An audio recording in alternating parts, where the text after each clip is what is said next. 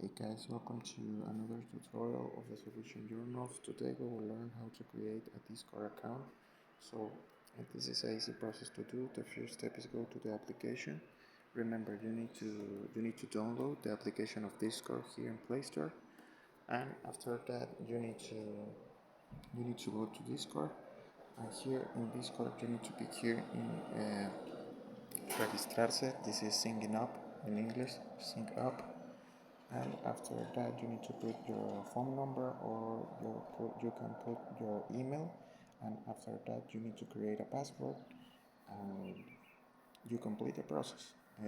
This is an easy process to do. Remember, you can use your phone number or your email, and after that you need to create a password for the account, and that's it. Anytime you want to go to the open your Discord account, the only thing you need to do is put your email or your phone number and the password what you created.